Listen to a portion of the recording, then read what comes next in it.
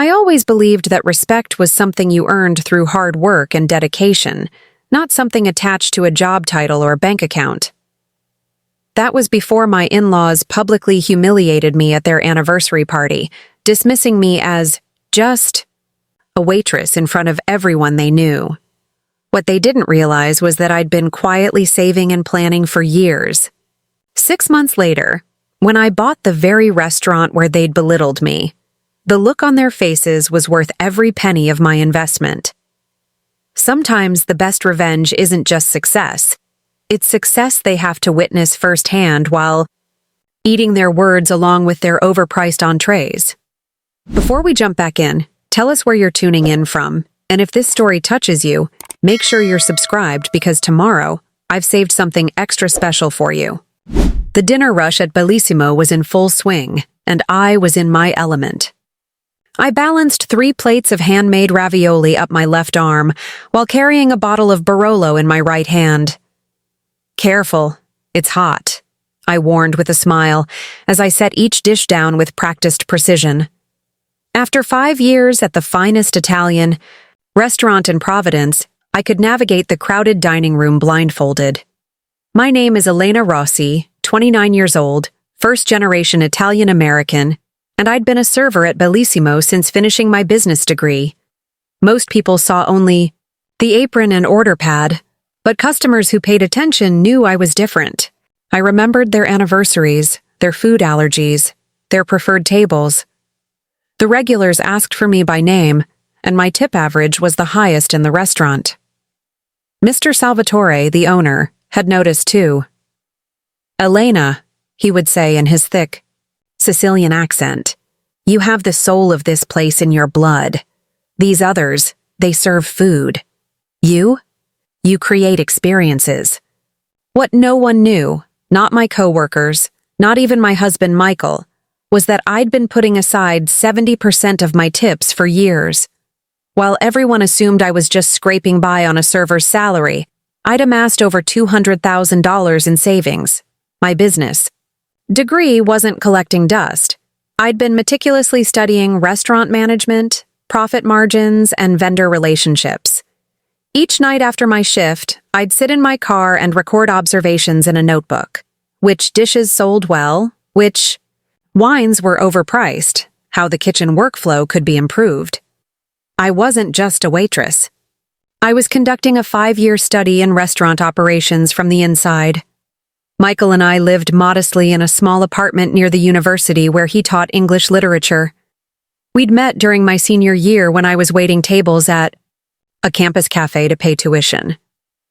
He'd come in every Tuesday and Thursday, ordered the same black coffee and blueberry scone, and graded papers while sneaking glances at me. After 3 months of this routine, I finally wrote my number on his receipt.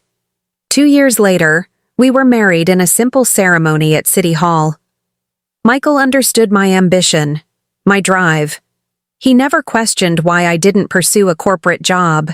With my business degree, why I seemed content to serve pasta and pour wine. "You're playing the long game," he said one night as I counted my tips at our kitchen table. Like a chess master thinking 10 moves ahead. He was right, though even he didn't know just how strategic my planning had become. The only dark cloud in my life was Michael's family, particularly his parents, Richard and Diana Harrington. They'd never quite accepted me, this daughter of immigrants who served tables instead of sitting behind a desk in some gleaming office tower.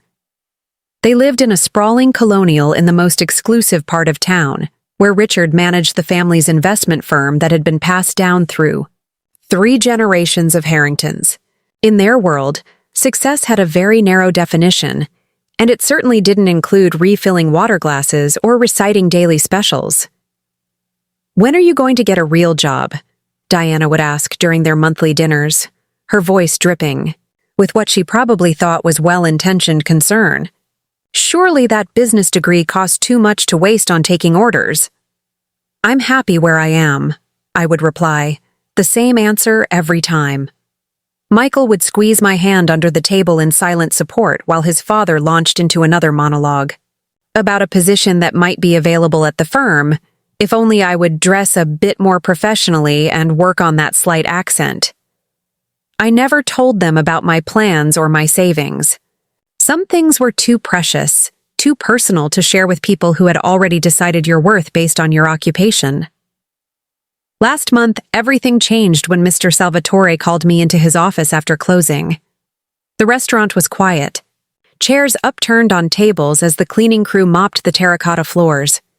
His office was a small room tucked behind the kitchen, walls covered with faded photographs of Palermo and certificates from Italian culinary associations. "Sit, sit," he said, gesturing to the chair across from his cluttered desk. At 71, Mr. Salvatore's once black hair had turned silver, and his hands bore the scars of decades in hot kitchens before he became a restaurateur. "Is everything okay?" I asked, mentally reviewing my shifts from the past week. Had there been a complaint? A mistake with a high-value customer? Mr. Salvatore sighed, removing his reading glasses and rubbing the bridge of his nose. "Elena, how long have you worked for me now?" 5 years next month, I replied promptly. He nodded slowly. 5 years. You know, in that time I've seen servers come and go. College kids wanting pocket money, actors between auditions, people just passing through. But you're different. I waited, unsure where this was heading. My wife, she's not well, he continued, eyes fixed on a photo of a smiling woman on his desk. The doctors, they say she needs care I cannot provide while running this place. We need to move closer to our daughter in Arizona. My heart sank. Was Bellissimo closing?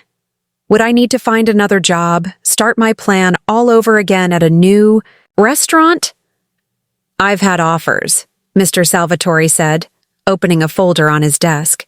"Big restaurant groups, investors looking to turn this into another trendy spot with small plates and cocktails named after celebrities." He made a dismissive gesture. "They would destroy what I've built here. The soul would be gone in a week."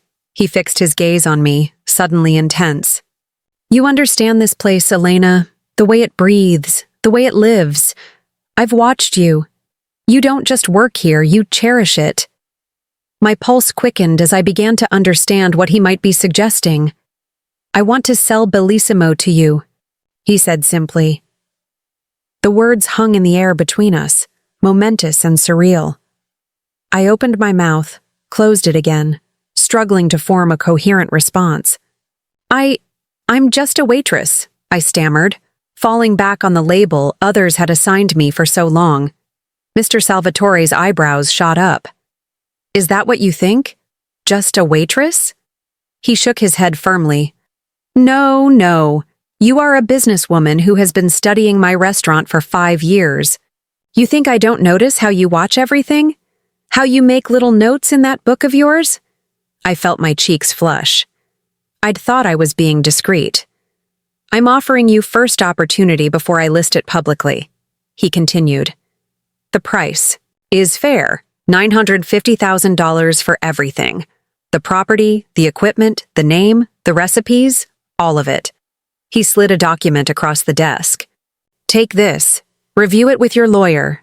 Think about it." I took the folder with trembling hands. "Why me?" I whispered. His eyes softened. "Because you will protect what matters, the heart of this place. And because I see in you what others— Miss, greatness doesn't always announce itself loudly, Elena."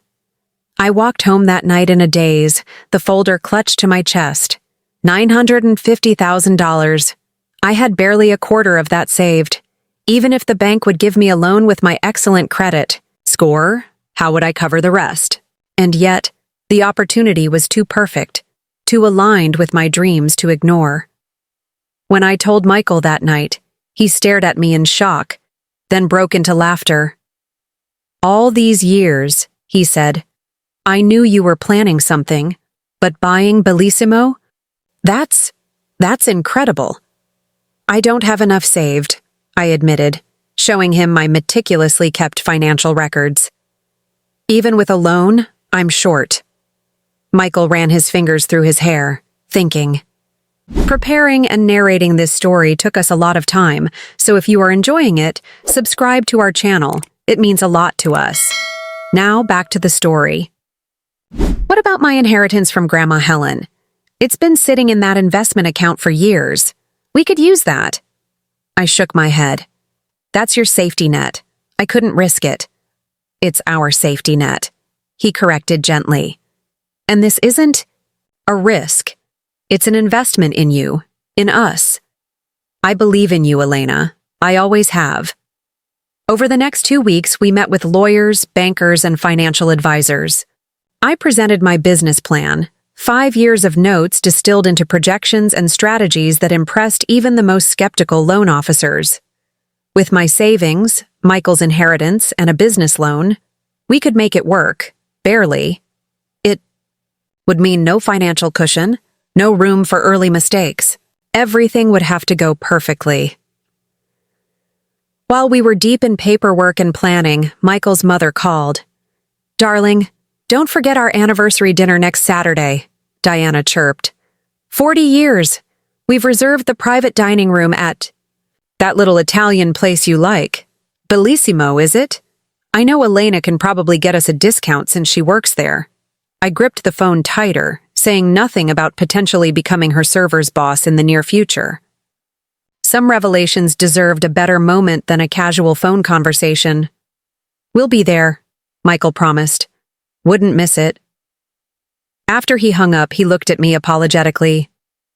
"I know my parents can be difficult, but it's 40 years. We should celebrate with them." I nodded, already dreading an evening of thinly veiled insults and condescension. Little did I know that this anniversary dinner would be the catalyst that changed everything. The night of the anniversary party arrived, and Bellissimo was transformed. The private dining room glowed with candlelight, white roses and silver decorations adorning every surface. Diana had spared no expense, inviting 30 of their closest friends, judges, bank executives, old money Providence families who'd summered together at Newport for generations. I had taken the night off from serving, officially to attend. As Michael's wife, though secretly to observe the operation from a customer's perspective. If things went well with the purchase, I wanted to understand the dining experience from both sides. We arrived early to greet Richard and Diana. Diana air-kissed my cheeks, her eyes immediately moving past me to welcome more important guests. Richard nodded curtly, already deep in conversation with the senior partner of his law firm. Michael squeezed my hand reassuringly as we found our place cards at the family table. The evening progressed predictably. Expensive wine flowed freely as the first courses arrived. I watched critically as servers executed the choreographed service I knew so well from the other side. One young waitress, Sophia, newly hired last month, looked particularly nervous, carrying trays to the Harringtons' important guests. During the main course, I excused myself to use the restroom. On my way back, I found Sophia in the service corridor, hands shaking as she tried to open a fresh bottle of Brunello that Diana had specifically requested. "Here, let me," I offered, taking the bottle and opener. With practiced movements, I removed the cork cleanly and handed it back to her.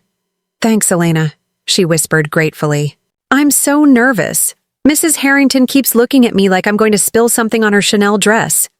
I smiled sympathetically. Deep breaths. "You're doing fine." When I returned to the table, Diana was holding court, regaling her friends with stories of their recent trip to the Maldives. As I took my seat, I overheard her friend Margaret asking about me. "And what is it that your daughter-in-law does, Diana? Michael is a professor, isn't he?" I felt rather than saw Diana's momentary hesitation.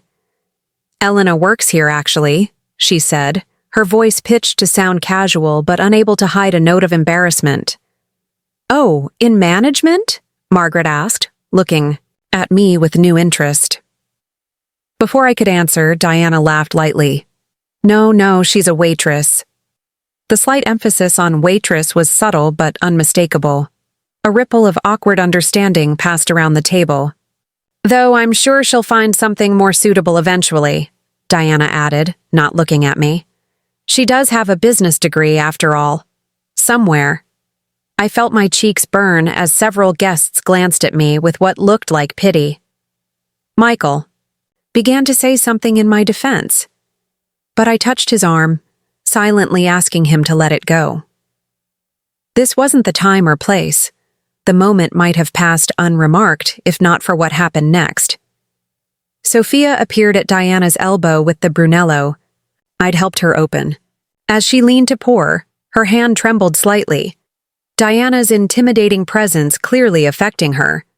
The bottle tipped just a fraction too far, and a few drops of the deep red wine splashed onto the white tablecloth beside Diana's plate. "Oh!" Sophia gasped, immediately reaching for her service cloth. "I'm so sorry, ma'am." Diana's reaction was immediate and disproportionate. "Are you completely incompetent?" she hissed, loud enough for nearby tables to hear. "This is a 40-year anniversary celebration, not some cheap dinner." Sophia's face crumpled as she frantically dabbed at the small stain. "I'll get club soda right away. I'm so sorry." "Perhaps you should find another line of work," Diana continued icily. "This clearly isn't for you." I felt something shift inside me as I watched this young woman being humiliated for a minor mistake. It was as if all the times I'd swallowed, my pride, all the condescending comments I'd endured, suddenly crystallized into a moment of perfect clarity. "It's just a tablecloth, Diana," I said, my voice calmer than I felt. "Accidents happen." Diana turned to me, eyebrows raised in surprise that I would contradict her publicly. "Well, I suppose you would defend her. Professional courtesy among waitresses?" Her laugh was brittle. "Some of us expect standards, Elena." The table had gone quiet, guests suddenly finding their pasta incredibly interesting. "Restaurants aren't about perfection," I said, still maintaining my composure. "They're about creating experiences, memories. In 5 years, no one will remember a few drops of wine on a tablecloth, but they'll remember how you made this young woman feel." Diana's eyes narrowed. "I wasn't aware I'd invited a philosopher to dinner. Perhaps stick to what you know. Taking orders and carrying plates." Michael started to protest, but Richard cut him off. "Not now, son. Elena, perhaps you could check on our dessert, since you have connections in the kitchen." His dismissal was clear. I was being asked to leave the table, to remember my place. As I stood, Diana added the final cut. "It's not her fault, Richard. Some people just aren't meant for more substantial careers. Elena is just a waitress, after all. It's all she knows." The words hung in the air as I walked away, back straight, eyes forward, ignoring the whispers that followed. In that moment, something hardened inside me. A determination that had been building for years finally solidified into ironclad resolve. I found Mr. Salvatore in his office, reviewing the night's receipts. Without preamble, I said, "I'll take it Bellissimo. I want to buy it." He looked up, studying my face. "Something has happened," he observed. "Let's just say I've been reminded of why I need to control my own destiny," I replied. "I'll have the paperwork ready tomorrow." As I returned to the anniversary party, watching Diana hold court at the center of her carefully curated world, I felt a strange sense of calm. She had no idea that her just-a-waitress daughter-in-law was about to become the owner of her favorite restaurant, the place where she entertained her most important friends. In 6 months, everything would change, and I couldn't wait to see her face when it did. The morning after the anniversary party, I woke before sunrise. Michael was still asleep, his breathing deep and steady beside me. I slipped out of bed and made coffee, then sat at our small kitchen table with my laptop, finalizing the business plan I would present to the bank. The numbers were tight, painfully tight, but they worked. If Bellissimo maintained its current clientele while implementing my ideas for lunch service and a small retail section for house-made pastas and sauces, we could increase revenue by at least 30% in the first year. Michael found me still working. 3 hours later, spreadsheets and projections covering every inch of the table. He kissed the top of my head and poured himself coffee. You didn't come to bed until after midnight and you're up at 5 a.m. This is really happening, isn't it? I looked up, suddenly realizing how sore my neck was from hunching over the computer. It is. I'm meeting Mr. Salvatore at 10 to sign the, letter of intent. I hesitated, then added, Are you sure about using your inheritance? Once we do this, there's no going back. Michael sat across from me, his expression serious. After what happened last night? I've never been more sure of anything. He reached for my hand. My mother had no right to speak to you that way, or to that poor server. I squeezed his fingers gratefully. It wasn't just last night. It's been years of little comments, sideways glances, the way she introduces me as Michael's wife who works at that Italian place. I shook my head.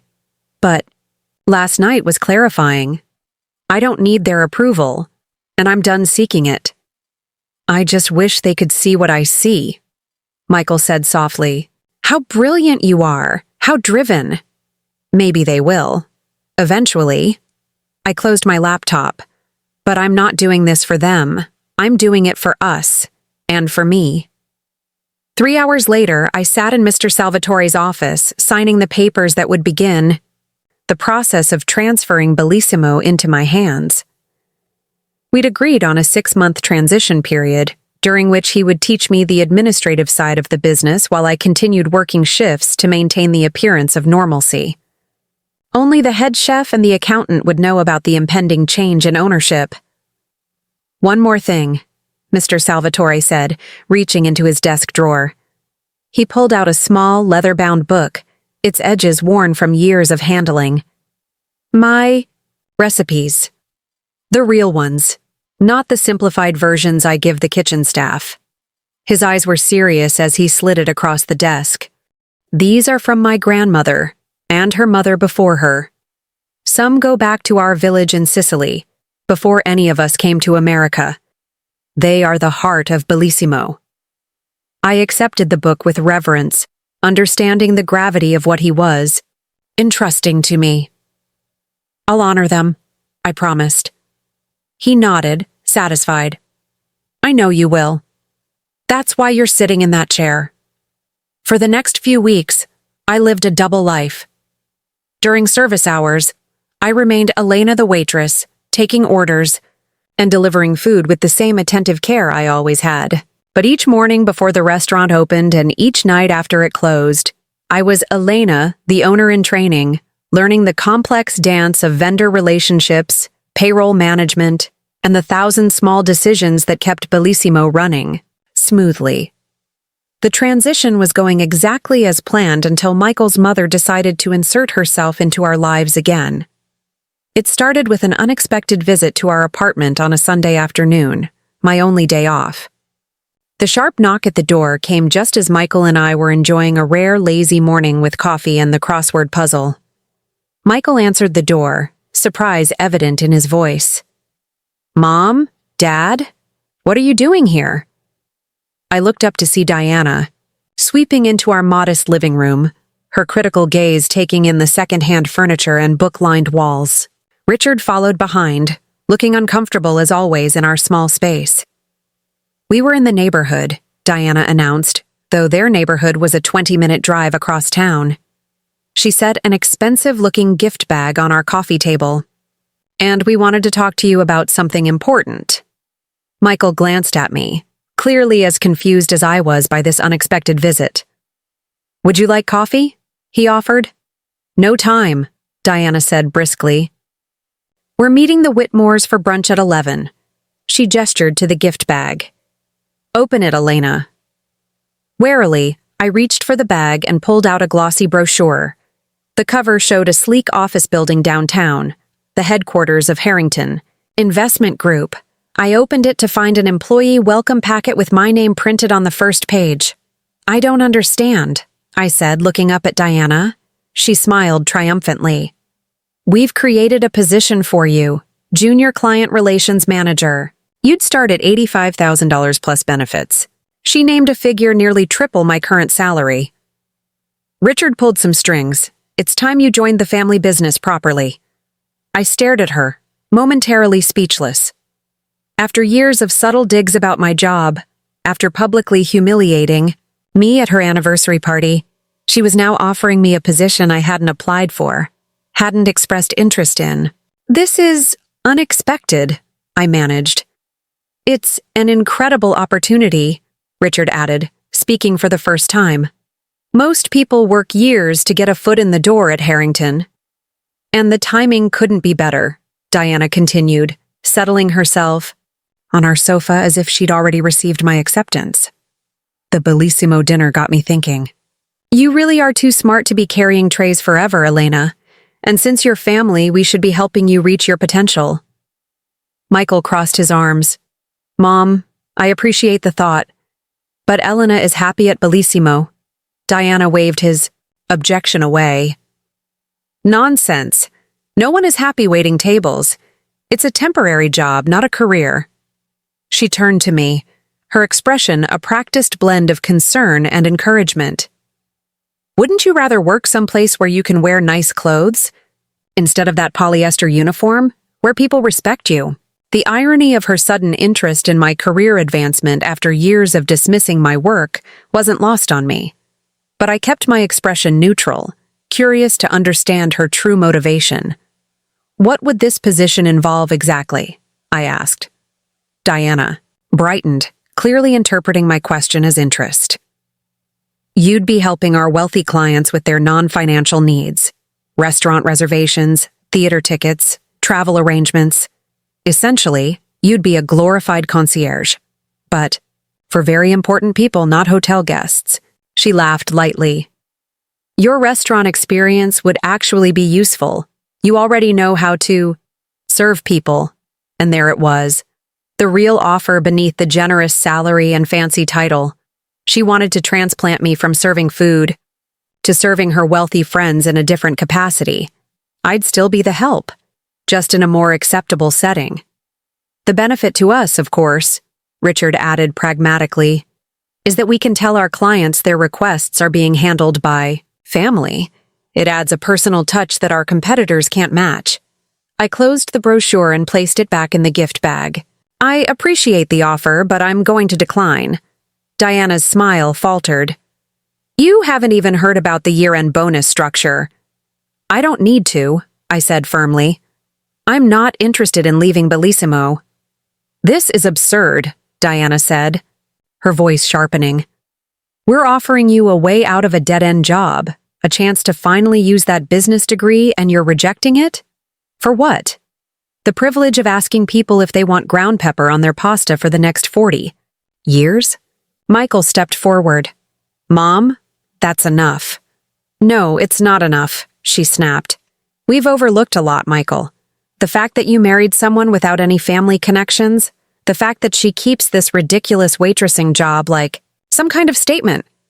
We've been patient, but now we're offering real help, a real solution, and she's throwing it back in our faces. I didn't realize I was a problem that needed solving, I said quietly. Richard cleared his throat.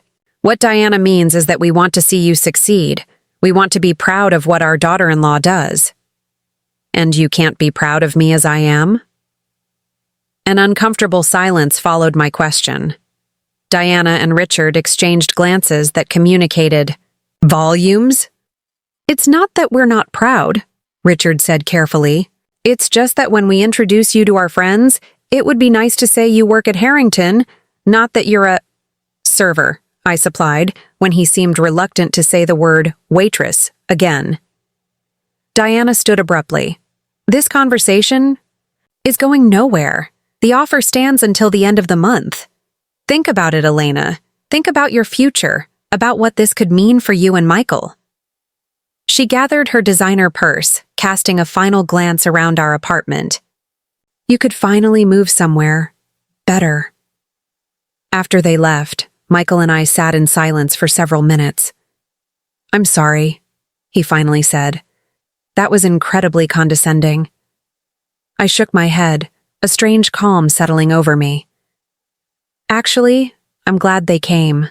It confirms everything I already knew about how they see me. I picked up the brochure again, examining the Harrington logo embossed in gold. They don't want me to succeed on my terms. They want me to succeed on theirs, in a way that reflects well on them. Are you tempted at all? Michael asked. It is a lot of money. I considered the question seriously.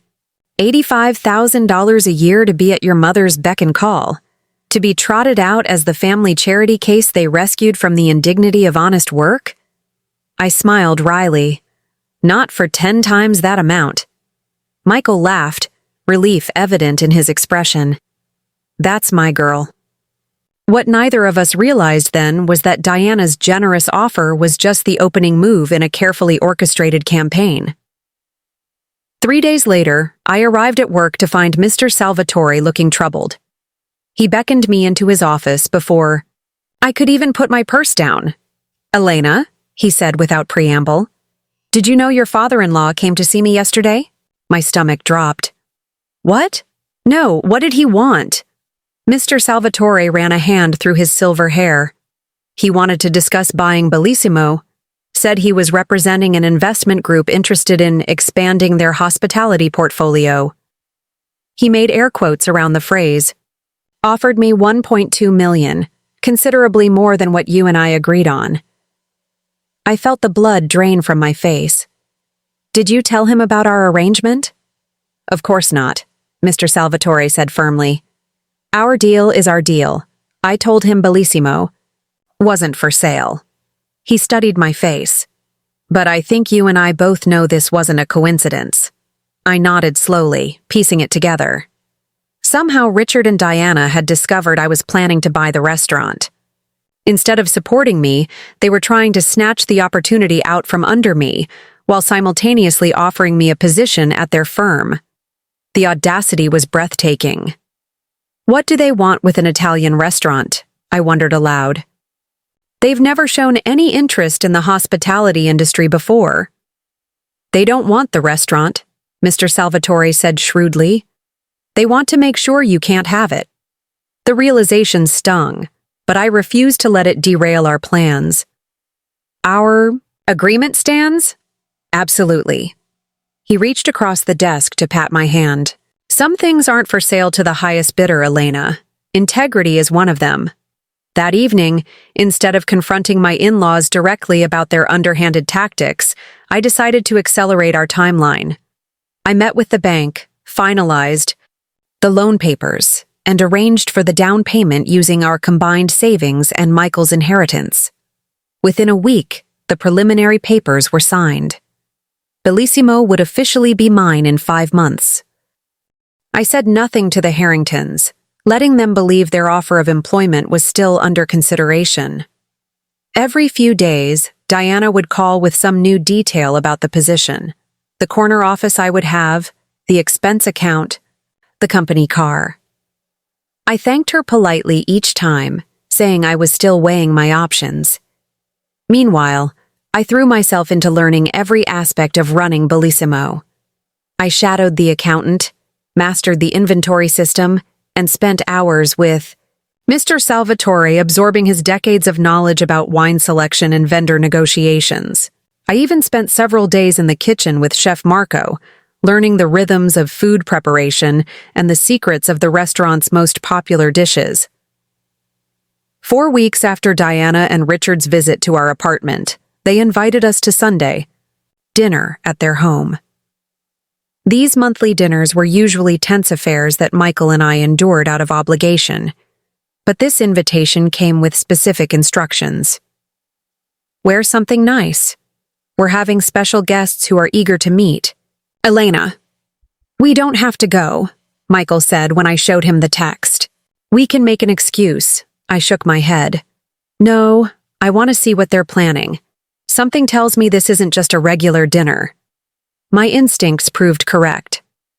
When we arrived at the Harringtons' colonial mansion that Sunday evening, the driveway was filled with luxury cars. Inside, about 20 people in formal attire mingled in the large living room, sipping champagne. I recognized several as clients of Harrington Investments from their visits to Bellissimo. Diana swept toward us, resplendent in a designer dress, pearls gleaming at her throat. There you are. Come, come. Everyone's been asking about you.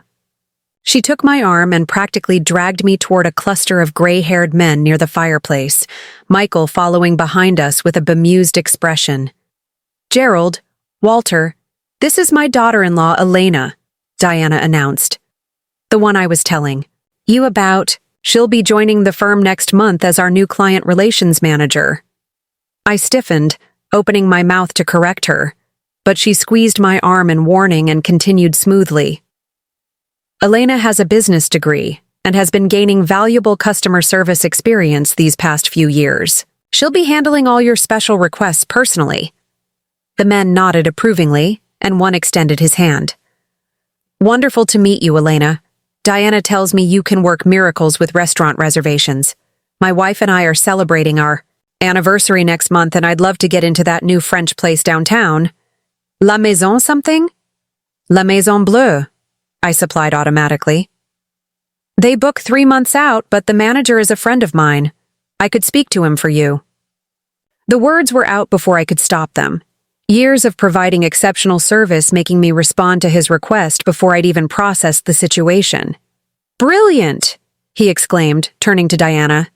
You found a gem here. For the next hour, I was paraded around the room like a prize show dog, introduced as the newest member of the Harrington team. Diana never gave me a chance to contradict her, skillfully steering conversations and keeping me surrounded by her friends and clients. I caught glimpses of Richard watching with satisfaction and Michael's increasingly stormy expression from across the room. Finally, Diana clinked a crystal glass for attention. Friends, thank you for coming tonight. Richard and I wanted you to be the first to meet the newest addition to our Harrington family enterprise. She beamed at me. Elena will be bringing her unique talents to our firm, ensuring that our most valued clients receive truly personalized service. She raised her glass. To new beginnings. As everyone drank to my supposed career change, I locked eyes with Michael across the room. The subtle nod he gave me was all the confirmation I needed. I stepped forward, gently taking the crystal glass from Diana's hand. Thank you all for the warm welcome, I began, my voice carrying clearly through the suddenly quiet room. And thank you, Diana, for your generous introduction. I smiled directly at her, watching wariness creep into her expression. However, I'm afraid there's been a misunderstanding, I continued pleasantly. While I'm certainly embarking on a new professional journey, it won't be with Harrington Investments. A murmur rippled through the crowd. Diana's smile froze in place. You see, I said, addressing the room at large, I have indeed been using my business degree these past 5 years, conducting market research, analyzing profit margins, and developing a comprehensive business plan. I paused, savoring the moment, which is why in exactly 5 months I'll be taking ownership of Bellissimo restaurant. The silence that followed was absolute. Diana's face went through a remarkable series of expressions: confusion, disbelief, and finally, horror, as she realized I'd known about their attempt to buy the restaurant out from under me. That's impossible, Richard sputtered from across the room. Salvatore told me it wasn't for sale. Not to you, I corrected him gently. Mr. Salvatore and I have had an arrangement for some time now. I turned back to the gathered guests, many of whom were regular patrons at Bellissimo. I do hope you'll all continue to dine with us under the new ownership. Your reservations will always be prioritized, of course. Several guests began to congratulate me, apparently oblivious to the family drama unfolding before them. Diana stood frozen, her perfect evening crumbling around her. Michael made his way to my side, slipping an arm around my waist in silent support. You've been planning this all along? Diana finally managed, her voice barely above a whisper. For 5 years, I confirmed. It turns out being just a waitress was the perfect cover for learning every aspect of the business from the inside. I handed her back the crystal glass. Now, if you'll excuse us, Michael and I need to head home. I have an early meeting with Xiaotai. The bank tomorrow to finalize some details. As we made our way to the door, I heard one of the older women saying to Diana, "What a remarkable young woman. You must be so proud to have such an entrepreneur in the family." Diana's reply was lost. As we stepped outside into the cool evening air, Michael burst out laughing as soon as the door closed behind us. "Did you see my mother's face?" he gasped between bouts of laughter. "I've never seen her left speechless before." I smiled, feeling lighter than I had in years. "I probably shouldn't have done that," I admitted. Using their dinner party to make my announcement was petty. "It was perfect," Michael said, taking my hand as we walked to our car. "They tried to humiliate you at their anniversary party, tried to buy the restaurant out from under you, and then attempted to force you into their version of an acceptable career by ambushing you with all their friends." He kissed my knuckles. "You just gave them a master class in elegant revenge." As we drove home, I felt a curious mixture of triumph and apprehension. The secret was out now. There would be no more hiding behind my server's apron, no more flying under the radar. I had publicly declared my intentions, and in doing so, had irrevocably changed my relationship with my in-laws. What I didn't realize then was that Diana and Richard Harrington were not people who accepted defeat gracefully, and that their campaign to undermine me was just beginning. The fallout from the Harringtons' dinner party was swift and far-reaching. By Monday morning, my phone was buzzing with text messages from servers and kitchen staff at Bellissimo, all asking variations of the same question. "Is it true you're buying the restaurant?" Apparently, one of the Harrington guests had come in for Sunday brunch and mentioned it to a bartender, who told a server, who told everyone else. The restaurant industry's grapevine was notoriously efficient. I arrived at Bellissimo early, knowing I needed to address the rumors before the lunch shift began. Mr. Salvatore was already waiting in his office, a wry smile on his face. "So much for our discreet transition," he said, gesturing for me to sit. "My phone hasn't stopped ringing since dawn." "I'm sorry," I said, wincing. "Things got complicated with my in-laws." He waved away my apology. "No matter. Perhaps it's better this way. The staff should hear it from us directly." He pressed the intercom button on his desk phone. "Maria, please ask everyone to gather in the dining room in 15 minutes. Standing before the assembled staff, servers, bartenders, line cooks, dishwashers, hosts. I felt a momentary flash of doubt. Would they resent me? A colleague suddenly becoming their boss? But as Mr. Salvatore explained the situation and introduced me as Bellissimo's future owner, I was surprised by the eruption of applause and cheers. "I've watched you bust your ass for 5 years, Marco," the head chef said gruffly. "You know, this place from the ground up. That's more than I can say for most restaurant owners." Sophia, the young server who'd been humiliated at the Harringtons' anniversary party, gave me a shy smile. "I think it's amazing. You're going to be great." Their support was overwhelming and unexpected. For years, I'd kept my ambitions private, afraid of judgment or ridicule. Now, faced with genuine enthusiasm from my colleagues, I felt a surge of confidence. Maybe I really could do this. The rest of the day passed in a blur of congratulations and questions about my plans for Bellissimo. I reassured everyone that no dramatic changes were coming. Mr. Salvatore had built something special, and my goal was to preserve and enhance it, not reinvent it.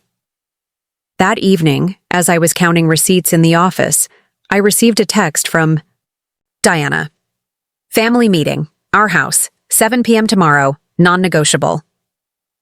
I showed the message to Michael when I got home. "What do you think that's about?" I asked, though we both had a pretty good idea. He sighed, running a hand through his hair. "Damage control, I'm guessing. We humiliated them in front of their social circle." He looked at me seriously. "We don't have to go, you know. We can just ignore it."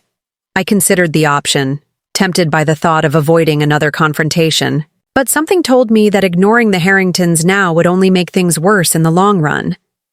"We should go," I said finally. "Get it over with."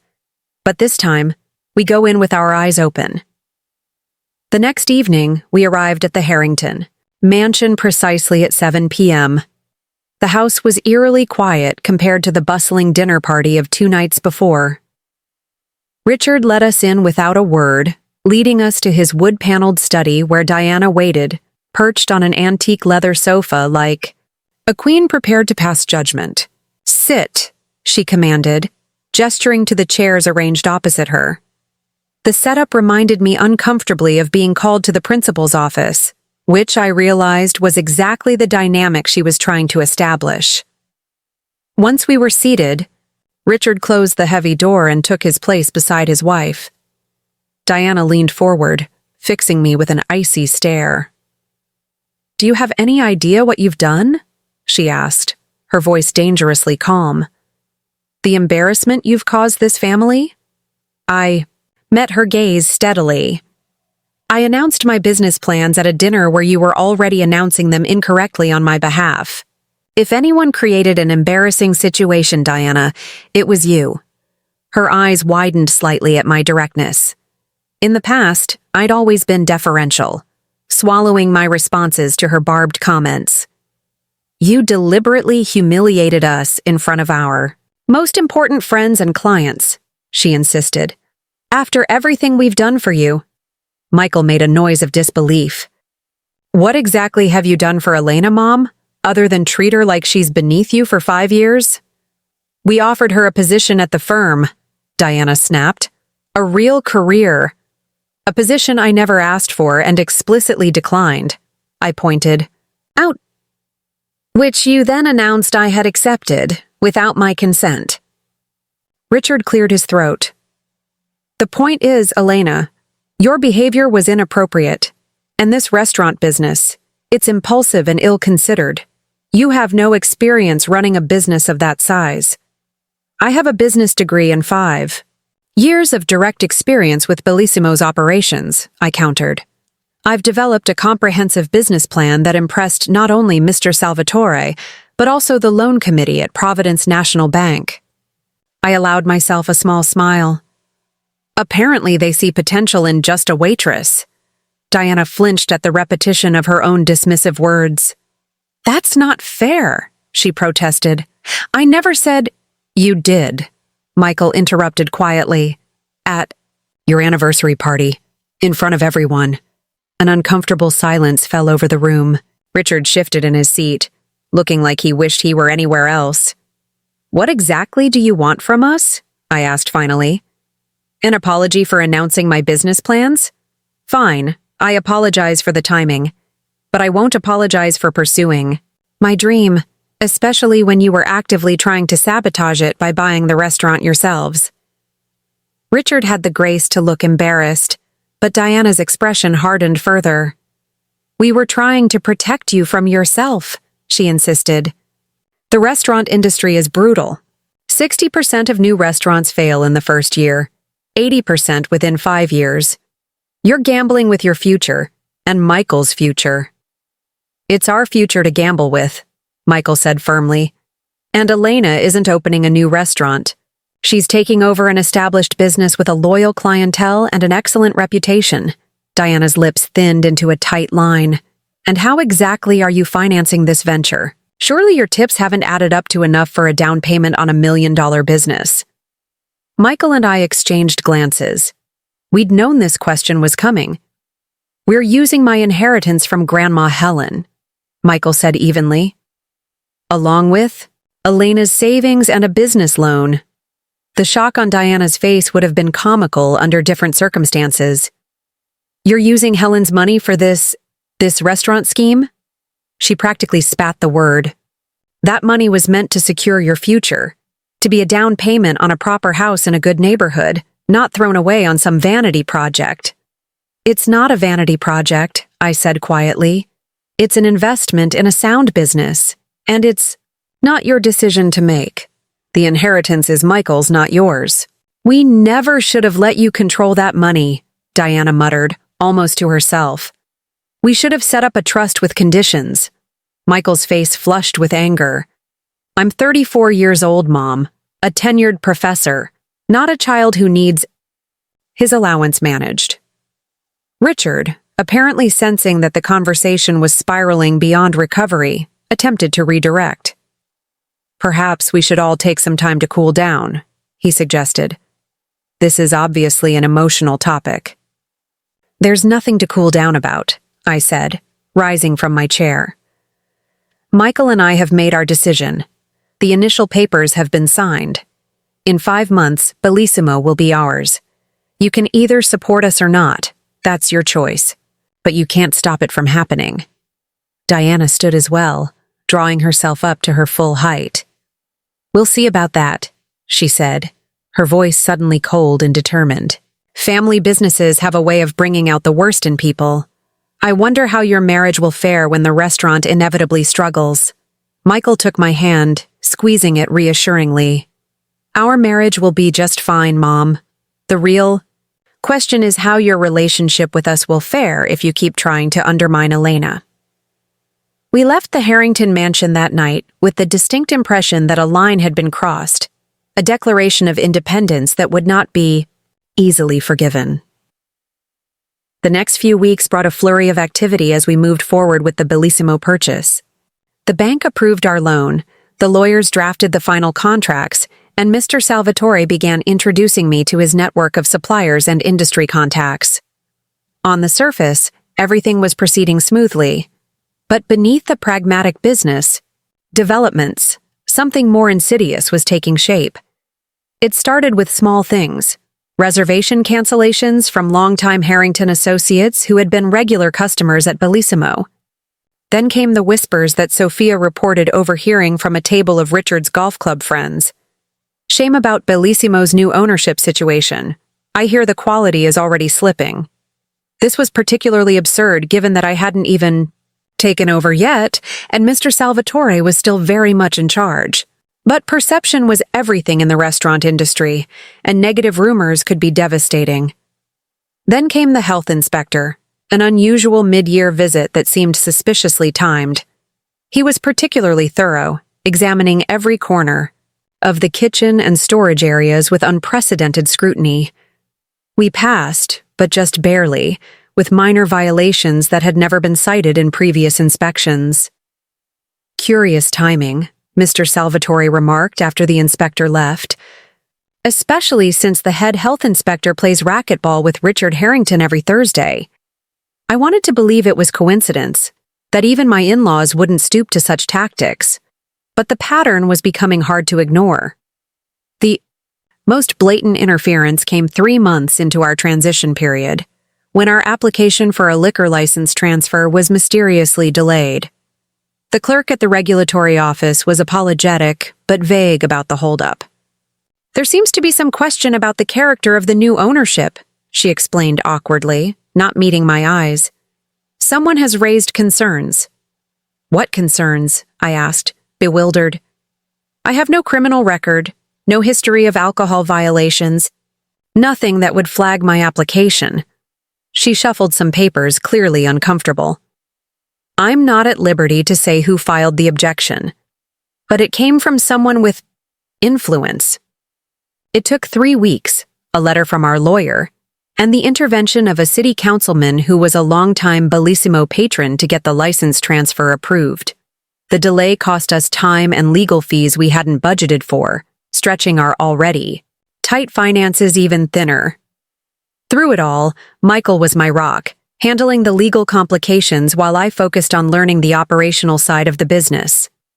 He never complained about the long hours I was putting in or the stress that had become our constant companion.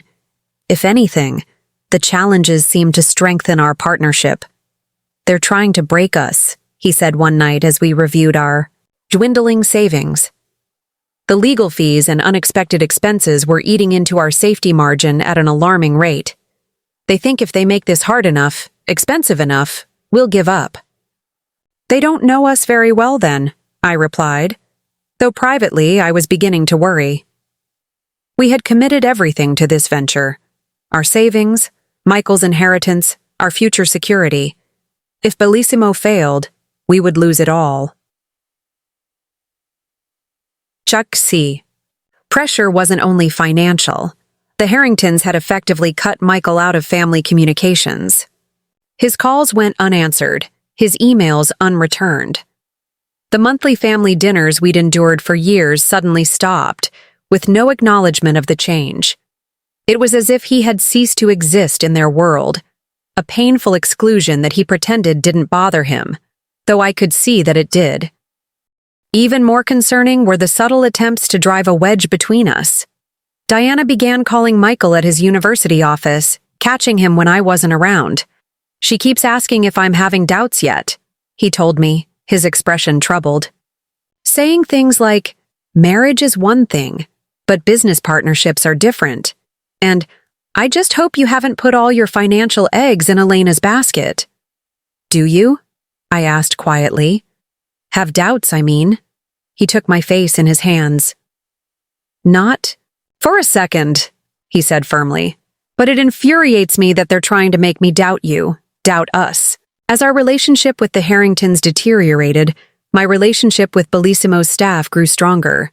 They rallied around us, offering support in ways both practical and emotional. Marco, the head chef, volunteered to rework several popular dishes to reduce food costs without sacrificing quality. The bartenders developed a new signature cocktail menu that would increase profit margins. Even the dishwashers came up with a more efficient system that reduced water usage. "They believe in us," I said to Michael one evening, moved by their efforts. "They're fighting for Bellissimo as hard as we are." "They believe in you," he corrected, gently. "They see what I've always seen, how capable you are, how deserving of respect." With 2 months left in our transition period, an unexpected complication arose from a completely different direction. Mr. Salvatore's wife took a turn for the worse, and her doctors advised moving her to Arizona immediately, rather than waiting. For our official takeover, "I have to go," he told me, his eyes filled with worry. "Francesca needs me. I've already been putting this off too long for her sake." "Of course you must go," I assured him. "Family comes first. We'll figure out the business transition." Together, we worked out a new arrangement. I would take over operations immediately, with Mr. Salvatore available for phone consultations as needed. We would adjust the final payment schedule to account for the accelerated timeline. It wasn't ideal, but it was the right thing to do. What I didn't anticipate was how the news of Mr. Salvatore's early departure would be received by the Providence restaurant community, and how quickly the Harringtons would capitalize on it. Rumors started circulating almost immediately. Mr. Salvatore was abandoning ship because Bellissimo was failing. He'd lost confidence in the transition and was getting out while he could. The new ownership wasn't ready, wasn't qualified, wasn't up to the task. Reservations began to drop off. Regular customers called to cancel, citing concerns about changes. Suppliers who had worked with Mr. Salvatore for decades suddenly became stringent about payment terms, requiring cash on delivery rather than the net 30 arrangements we'd relied on for cash flow management. The situation reached a crisis point when Providence magazine published a feature on the city's dining scene. The article, penned by a food critic known for his close relationship with the Harrington social circle, contained a single devastating paragraph about Bellissimo. Meanwhile, longtime Providence favorite Bellissimo faces an uncertain future as owner Salvatore Ricci departs abruptly, reportedly due to concerns about the establishment's viability under new management. Sources close to the situation suggest that Ricci's planned transition to new ownership has been troubled by financial issues and questions about the experience level of his chosen successor, a former waitress with no previous management credentials. The article was a masterpiece of innuendo and carefully worded speculation, nothing that could be legally challenged as defamation, but damaging nonetheless. And the phrase "former waitress" made it abundantly clear who had provided the sources close to the situation. I sat in what was now my office, staring at the magazine article with a sense of numb disbelief. We had anticipated opposition from the Harringtons, but not this level of calculated sabotage. They were systematically undermining everything we'd worked for, using their social connections and influence to poison the well before we'd even had a chance to prove ourselves. Michael found me there, the magazine open on the desk, my expression blank. Without a word, he read the offending paragraph, his face darkening with each line. "This ends now," he said, his voice tight with controlled fury. "I've been patient. I've tried to believe they wouldn't go this far. But this?" He jabbed a finger at the article. "This is deliberate, malicious harm." I looked up at him, seeing a hardness in his expression I'd never witnessed before. "What are you going to do?" "What I should have done months ago," he replied, already pulling out his phone. "I'm going to confront them directly. No more polite evasions, no more benefit of the doubt." I watched as he dialed his father's number, putting the call on speaker so I could hear. "Michael," Richard answered, his tone cautiously neutral. "This is unexpected." "I just read the Providence magazine piece," Michael said without preamble. "The hit job on Bellissimo, on Elena." A pause. "I don't know what you're talking about." "Don't insult my intelligence, Dad. The sources close to the situation quoting exact phrases Mom used at your house. The emphasis on Elena being just a waitress. The timing with Mr. Salvatore's early departure." "That's quite an accusation," Richard replied, his voice cooling. "The restaurant business is competitive. Perhaps you're being paranoid." "Cut the crap," Michael snapped, his patience visibly fraying. "You and Mom have been systematically trying to sabotage us from day one. The health inspector, the liquor license delay, and now this magazine article. It stops now, or I swear to God you will never see or hear from me again." The silence on the other end of the line stretched for several seconds. "You're choosing her over your family," Richard finally said, his voice heavy with what sounded like genuine regret. "Elena is my family," Michael countered. "You're the ones who forced this choice, not me." "This restaurant venture is a mistake," Richard insisted. "We're trying to protect you from financial ruin." "No, you're trying to control us," Michael corrected him. "You couldn't stand that Elena made a success on her own terms instead of accepting your charity position. You couldn't stand being shown up at your own dinner party. This isn't about protecting me. It's about your wounded pride." Another long pause. "I'll talk to your mother," Richard finally said, his tone resigned. "But I make no promises. She feels very strongly about this." "Then let me be clear," Michael said, his voice dropping to a dangerous quiet. "If one more negative story appears, if one more inspection happens, if one more supplier suddenly changes terms, I will know exactly who's responsible, and you will lose your son. Permanently." He ended the call without waiting for a response, his hand shaking slightly as he set down the phone. "Do you think it worked?" I asked after a moment. Michael sighed, the anger draining from him, leaving him looking exhausted. "I don't know. My father might be reasoned with, but my mother—" He shook his head.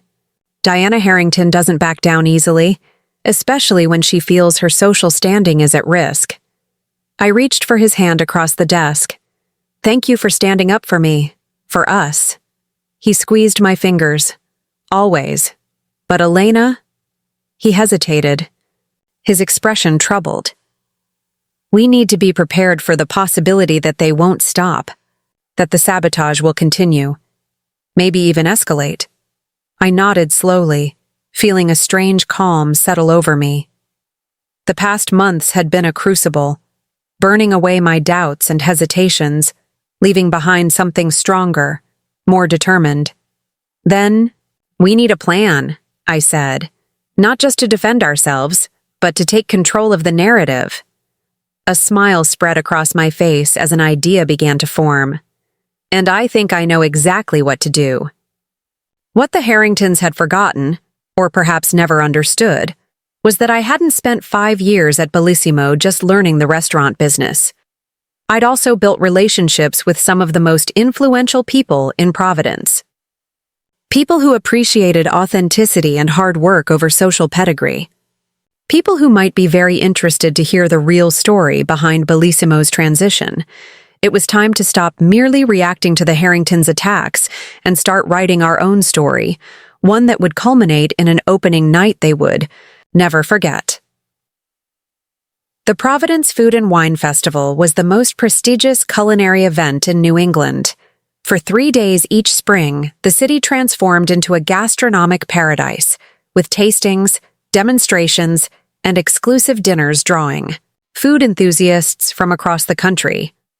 Being featured at the festival could establish a restaurant's reputation or cement its legacy. Bellissimo had been a festival participant for 15 years under Mr. Salvatore's leadership. This year's invitation had arrived in January, long before our transition began. Now, with the festival just 3 weeks away and our official grand opening as the new owners scheduled for the week after, the timing couldn't have been more critical or more precarious. The festival exposure could counteract all the negative publicity, I explained to Michael as we sat in our kitchen planning our strategy. If we do it right, people will come experience Bellissimo for themselves instead of listening to rumors. Michael nodded, studying the festival program. And look who's chairing the VIP dinner series this year, he said, pointing to a name in elegant script, Diana Harrington. I stared at the page in disbelief. Since when does your mother involve herself with the culinary world? She can barely operate a microwave. Since it became another social power position, Michael said wryly. She's been on the festival board for years. Something about the Harrington family's commitment to cultural enrichment. He made air quotes around the phrase. In reality, the firm donates heavily, and she gets to hobnob with celebrity chefs. Drummed my fingers on the table, thinking. So she'll be in charge of selecting which restaurants participate in the VIP dinner series. Exactly. And there's a 0% chance she'll choose Bellissimo. I smiled slowly, a plan crystallizing. She won't have to. The next morning, I called Marcela Torres, the festival director and an occasional Bellissimo customer. I invited her to lunch at the restaurant, ostensibly to discuss our participation in the general tasting pavilion. What I really wanted was a different opportunity altogether. Marcela arrived precisely at noon, elegant in a tailored suit, her silver-streaked hair pulled back in a sleek bun. I seated her at our best table and personally brought over a selection of Mr. Salvatore's signature appetizers. I heard about the ownership transition, she said after we'd exchanged pleasantries. There's been quite a bit of chatter in certain circles. Her careful phrasing told me she'd heard the rumors. That's actually what I wanted to discuss, I said, pouring her a glass of Prosecco.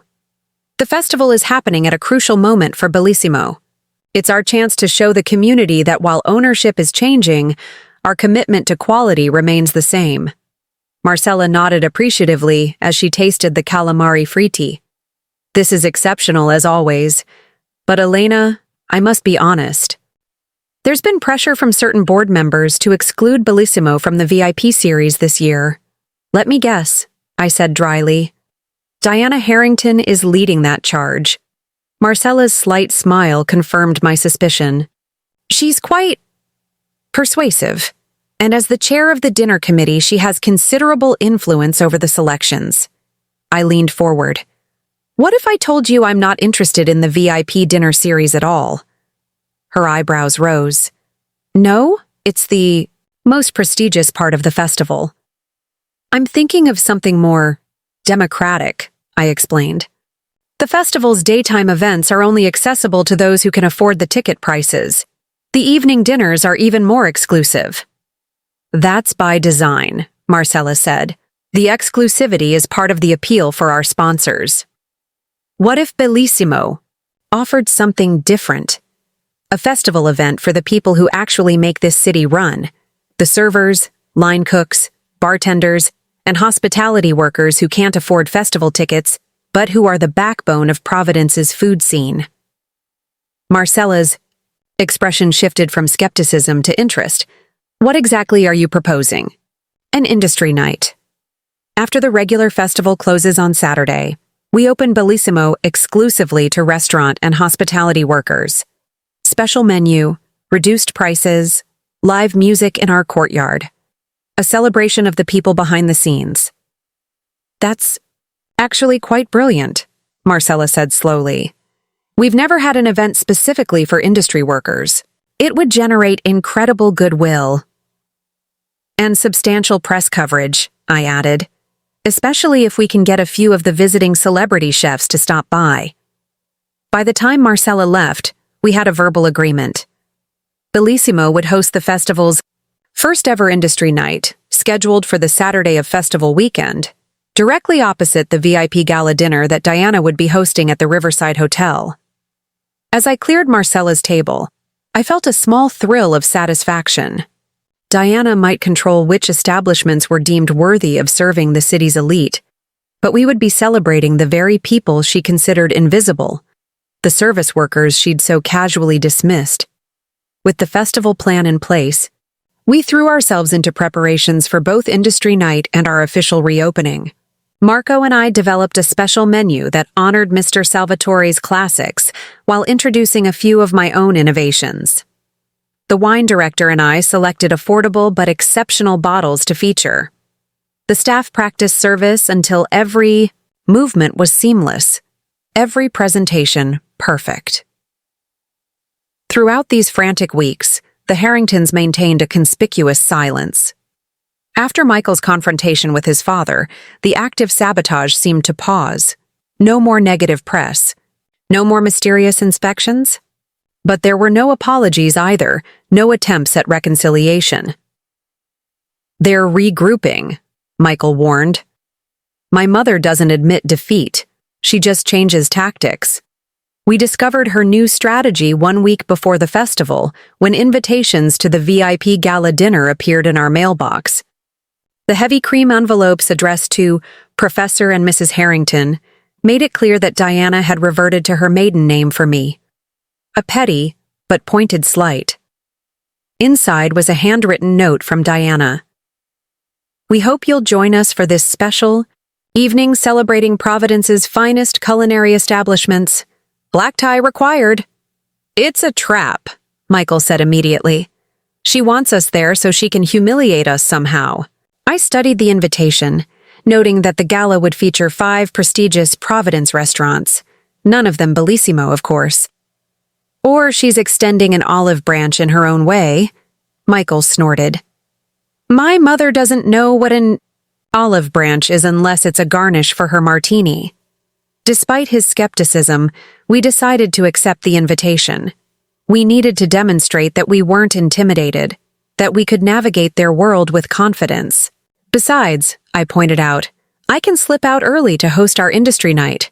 It sends exactly the right message, that while I respect their traditions, my priority is Bellissimo and the people who make restaurants work.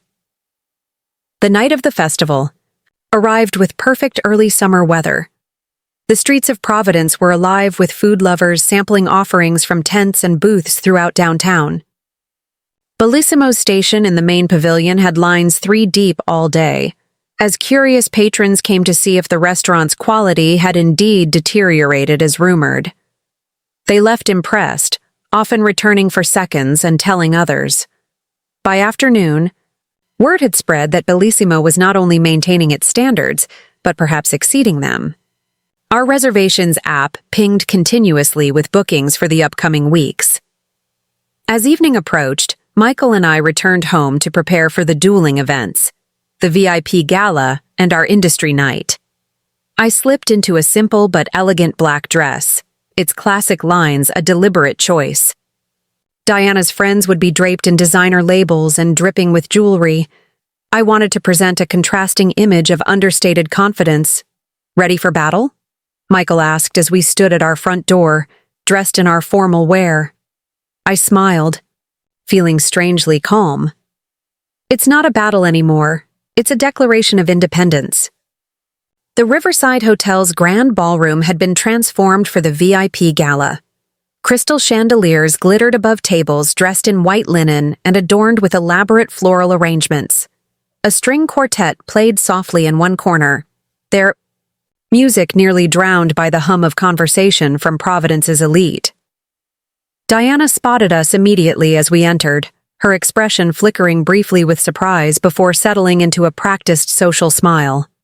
She glided over, resplendent in an emerald gown that probably cost more than a month's revenue at Bellissimo. "Michael, Elena," she greeted us, air-kissing near our cheeks. "I wasn't sure you'd come. You must be so busy with your little restaurant." "We wouldn't miss it," I replied pleasantly. "The festival is such an important Providence tradition." "Indeed," Diana said, her eyes scanning the room as if looking for more important guests. "Well, you're at table 15, near the back. I'm afraid we had to prioritize seating for the participating restaurants and sponsors." As she swept away toward more valued guests, Michael squeezed my hand. "And so it begins," he murmured. Table 15 was indeed at the back of the ballroom, behind a large column that partially obscured our view of the stage. Our table mates were clearly the other outcasts of the evening, a newly divorced socialite, an out-of-town food blogger nobody recognized, and an elderly couple who had probably bought tickets through a charity auction. The dinner progressed, predictably. Each of the 5 featured restaurants presented a course, their chefs taking the stage to describe their creations while servers distributed plates throughout the room. The food was technically perfect but somehow soulless, designed to impress rather than satisfy. After the 3rd course, Diana took the stage for what was announced as a special presentation. She tapped her microphone delicately, waiting for the room to quiet. "Providence has long been blessed with exceptional culinary talent," she began, her voice carrying effortlessly. "Tonight, we celebrate those establishments that have demonstrated consistent excellence and unwavering standards." She proceeded to present awards to each of the participating restaurants, crystal plaques etched with the festival logo and flowing superlatives. The chefs accepted with practiced humility, the audience applauded politely, and wine continued to flow. Just as I was checking my watch, calculating when I could reasonably leave for industry night, Diana's voice took on a different tone. "Before we continue to our 4th course, I'd like to take a moment to address a matter of some delicacy." She paused dramatically. "As many of you know, one of our longtime festival participants, Bellissimo, is undergoing a change in ownership." The room quieted further, heads turning subtly in our direction. Michael stiffened beside me. "While change is inevitable in our dynamic culinary landscape," Diana continued, "the board felt it prudent to allow a period of adjustment before including Bellissimo in our most prestigious events. After all, standards must be maintained." She smiled benevolently. "We wish the new ownership well in their endeavors, of course, and look forward to welcoming them back to the VIP series once they've proven they can uphold the traditions established by Mr. Salvatore." The condescension in her voice was unmistakable, the message clear. Bellissimo, and by extension I, was not yet worthy of inclusion in their exclusive circle. Michael half rose from his seat, fury evident in every line of his body. But I placed a restraining hand on his arm. "Wait," I whispered. "This is actually perfect." As Diana concluded her remarks to polite applause, I stood smoothly, catching the eye of Marcela Torres across the room. She nodded almost imperceptibly, our prearranged signal. "If you'll excuse me," I said quietly to our table mates. "I have another commitment this evening." I made my way toward the exit, head high, conscious of curious gazes following my progress. As I reached the ballroom doors, they swung open to admit a latecomer. Sophia, our young server, looking nervous but determined in a simple black dress. "Elena!" she exclaimed, loud enough for nearby tables to hear. "Thank goodness I found you!" The line outside Bellissimo is around the block. We need you back at the restaurant. Everyone's asking for you. Heads turned throughout the ballroom. Diana, still on stage, faltered mid-sentence. Industry night, I explained to those within earshot, my voice carrying in the sudden quiet. We're hosting the festival's first event specifically for restaurant and hospitality workers, the heart and soul of Providence's food scene. I smiled warmly at Sophia. Tell them I'll be right there. As I walked out, I heard the unmistakable sound of chairs scraping as several guests rose to follow. Among them were two of the celebrity chefs who had expressed interest in our industry event, apparently finding it more appealing than staying for the fourth course of Diana's carefully orchestrated gala. The scene at Bellissimo when I arrived, 15 minutes later, was everything I had hoped for and more. The line indeed stretched around the block. Servers, cooks, bartenders, and hospitality workers from across the city, dressed in everything from restaurant uniforms to casual clothes. They cheered as I approached, many calling me by name. Inside, the restaurant hummed with energy. We had removed most of the tables to create a more fluid space. The bar was 3 deep with industry workers enjoying specially priced drinks. In the kitchen, Marco and his team produced a steady stream of small plates, simplified versions of Bellissimo classics, alongside street food inspired by the staff's diverse backgrounds. In the courtyard, strung with fairy lights, a local band played upbeat music while off-duty chefs and servers danced, drank, and celebrated their rare night of freedom. The atmosphere was electric, joyful, authentic. Everything the sterile gala was not. I changed quickly in my office, trading my formal dress for jeans and a Bellissimo t-shirt, then joined the celebration. As I moved through the crowd, people stopped me to offer congratulations, share stories of their own restaurant experiences, or simply raise a glass in solidarity. Around midnight, the courtyard doors opened to admit a stream of unexpected guests. The celebrity chefs who had left the gala, followed by food writers, critics, and even a few of the more progressive restaurant owners who had participated in the VIP dinner, but heard about our party. Among them was James Chen, the renowned food critic for the New York Times, who happened to be covering the festival. He found me near the bar, observing the scene with evident delight. "This," he said, gesturing to the vibrant crowd, "is the most interesting thing I've seen all weekend. Everyone at the gala is talking about it, or rather, whispering about it when Diana Harrington isn't looking." I laughed. "It wasn't intended as competition. We just wanted to create something for the people who never get to attend these fancy festivals." James studied me thoughtfully. "The industry has been watching Bellissimo's transition with interest. There were rumors." "I'm aware," I said dryly, "but this—" He waved his hand, indicating the joyful chaos around us. "This tells me everything I need to know about your vision. It's inclusive, authentic, respectful of tradition but not enslaved to it." He pulled out his phone. "Would you have time for an interview tomorrow? I'm considering a feature on the changing face of restaurant ownership. New voices bringing fresh perspectives while honoring culinary heritage." By 2 a.m., when the last guests reluctantly departed, Industry Night had been declared the unexpected highlight of the festival. Social media was flooded with photos and videos, most tagged with Chan's Bellissimo Industry Night. The genuine energy of the event provided a stark contrast to the stiff formality of the official festival offerings. Michael arrived shortly after the party ended, having stayed at the gala to witness the aftermath of my exit. "You should have seen my mother's face when those chefs left," he reported with undisguised glee as he helped the staff clean up. "And then when people started checking their phones and seeing the posts from here, the Times critic leaving was the final straw. She looked like she'd swallowed a lemon." I wiped down the bar, exhausted but exhilarated. "Was she furious?" "Beyond furious," Michael confirmed. "But also something I've rarely seen. She was embarrassed. Her perfectly orchestrated evening was overshadowed by her daughter-in-law's little restaurant." I paused, considering this. This isn't about winning against Diana. It's about defining Bellissimo on our own terms. I know, Michael said softly, but I can't help enjoying the karmic justice of it all.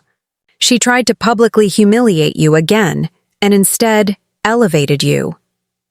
As we locked up the restaurant in the pre-dawn hours, I felt a profound sense of clarity. Tonight had been the breaking point, not of my resolve, but of Diana's power over us. She had taken her best shot, using her social position to try to diminish me once more. But instead of crumbling, we had created something authentic and meaningful that resonated with the community we actually cared about. The official opening. Night for the new Bellissimo was still a week away, but after tonight, I knew with certainty that we would succeed, not despite Diana's efforts to sabotage us, but partly because of them. Her attempts to maintain the old order had only highlighted how necessary change was. What I didn't anticipate was that Diana herself would reach this same conclusion, or how dramatically she would demonstrate it at our opening night celebration. The week following Industry Night passed in a whirlwind of activity. James Chen's feature in the New York Times Sunday Food section, titled Revolution in Rhode Island, How a Former Server is Redefining Restaurant Ownership, hit newsstands and immediately went viral online. The article praised Bellissimo's dedication to honoring culinary traditions while creating a more inclusive environment for both staff and diners.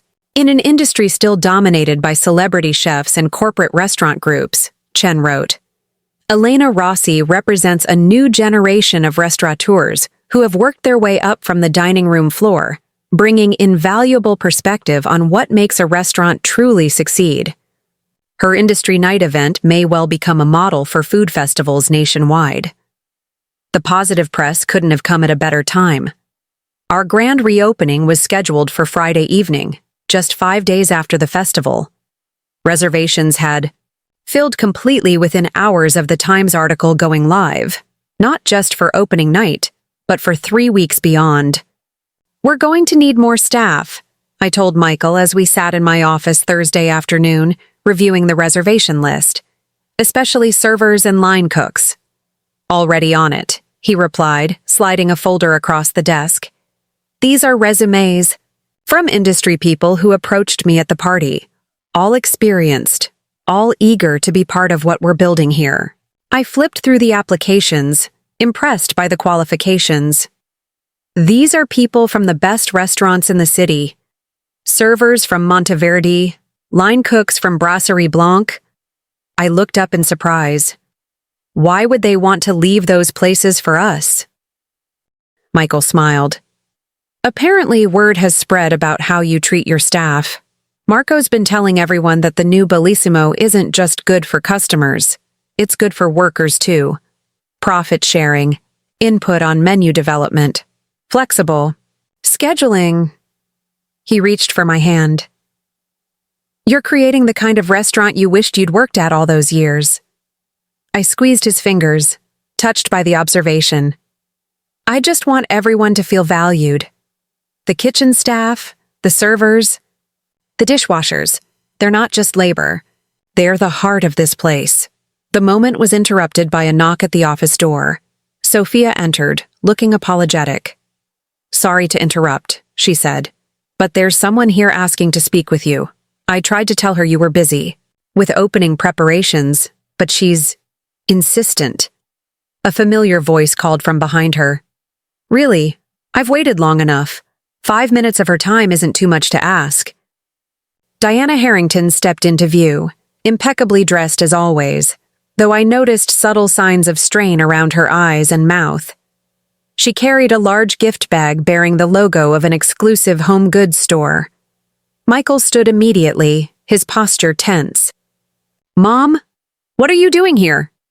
Diana's gaze flicked around the office, taking in the changes I'd made to Mr. Salvatore's space. The new desk, the digital systems that had replaced his paper ledgers, the wall of framed photos showcasing Bellissimo's history alongside plans for its future. I need to speak with Elena, she said, her voice carefully controlled.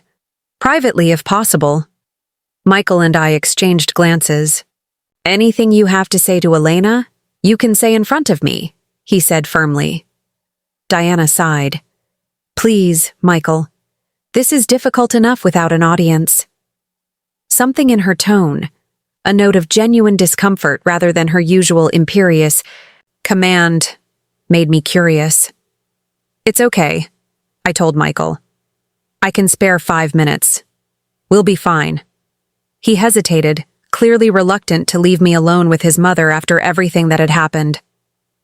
I'll be right outside if you need me, he said finally, giving Diana a warning look before stepping out. As the door closed, an awkward silence filled the office. Diana remained standing, the gift bag clutched in front of her like a shield.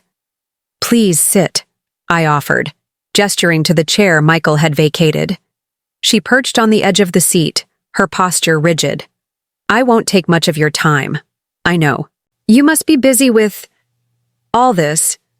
She waved a hand vaguely at the office. We open tomorrow, I confirmed. Our grand reopening as the new owners. Diana nodded, her gaze fixed somewhere over my shoulder. Yes, well, that's partly why I'm here. She thrust the gift bag forward abruptly. This is for you, for the restaurant. I accepted the bag cautiously, half expecting it to contain something symbolic of her disapproval. Instead, I pulled out a beautiful hand-blown glass decanter, clearly expensive and expertly crafted. It's Venetian, Diana explained, from a small studio on Murano that's been making glass for centuries. I thought it would be appropriate for an Italian restaurant. It's lovely, I said honestly, turning the decanter to watch how it caught the light. Thank you. Diana smoothed her skirt, still not meeting my eyes. There's something else. She reached into her purse and produced an envelope. I've made some calls, arranged some introductions. I opened the envelope to find a list of names, prominent food critics, travel writers, and influencers, along with their contact information and notes about their preferences. At the bottom was a handwritten note. All expecting invitations. To experience Bellissimo, they've been told to contact me with any issues, but there won't be any. I looked up in astonishment. You did this? Why? Diana finally met my gaze, her expression complex. The Times article was illuminating, as was the industry night event. Illuminating how? I pressed, still suspicious of her motives. She sighed, a sound of genuine fatigue rather than her usual theatrical exasperation. Do you know what my mother did, Elena? She was a secretary at an insurance company. My father drove a delivery truck. I grew up in a 2-bedroom apartment in Cranston, wearing secondhand clothes and never quite fitting in with the girls whose families had money. This glimpse into Diana's background caught me completely off guard. In 5 years, she had never once mentioned her origins. I worked my way up, she continued. Junior secretary at Harrington Investments, then executive assistant, catching Richard's attention not just with my appearance, but with my efficiency, my intelligence. When we married, his family was horrified. The heir to the Harrington fortune marrying his secretary. Her lips twisted in a bitter smile. Sound familiar? I nodded slowly, beginning to understand. You saw yourself in me, and you hated it. I didn't hate it, she corrected sharply. I feared it. I spent decades erasing every trace of that girl from Cranston, building this persona of the perfect Harrington wife. I joined the right committees, chaired the right charities, made the right friends. She gestured helplessly. Don't you see? I was protecting you from what I went through. The sidelong glances, the whispered comments, the constant feeling of being an imposter. By trying to force me into a box that worked for you, I observed. By offering you a shortcut, she countered. The position at the firm, the introductions to the right people. I was trying to give you what I had to fight for. I set the decanter carefully on my desk. But I didn't want a shortcut, Diana, and I didn't want to become someone else to fit into your world. I see that now, she admitted, her voice quieter than I'd ever heard it. Watching you at that industry night, seeing how those people respected you, not because of your position or your connections, but because of who you are. She trailed off, then added, "It reminded me of something I lost along the way, cry." Vulnerability in her admission was so unexpected that for a moment, I didn't know how to respond. This was a Diana Harrington I'd never seen before, reflective, almost wistful. "What changed?" I finally asked. "After years of trying to mold me into your image of respectability, why come here now?" Diana's gaze drifted to a frame on my wall. The original menu from Bellissimo's opening day in 1978, preserved under glass. "Richard and I had a long conversation after the festival. Several, actually." She smoothed her already perfect hair, a nervous gesture I'd never noticed before. "He pointed out that in trying to protect the family's position, I was risking losing our son, and that my tactics had crossed lines that shouldn't be crossed." "The health inspector," I said. "The liquor license delay, the magazine article, hi," had the grace to look embarrassed. "Not my finest moments. They almost destroyed us, Diana. We were operating on such tight margins. If the Times article hadn't turned things around, those delays might have sunk us before we even opened." "I know," she said softly. "And I'm not here to ask forgiveness. I'm here to declare a truce." I studied her face, looking for signs of insincerity, finding instead what appeared to be genuine regret mixed with something else. Perhaps respect. "A truce," I repeated cautiously. She nodded. "You've proven yourself, not just to me, but to the entire culinary community. The contact list is my way of acknowledging that." She rose from her chair, composing herself. "That's all I came to say. I should let you get back to your preparations." As she turned to leave, I made a sudden decision. "Diana, wait." I pulled out the seating chart for opening night. "We have a table for 6 in the main dining room tomorrow, 8 o'clock. Richard is welcome to join you, of course." She blinked in surprise. "You're inviting us to opening night? After everything?" "Your family," I said simply.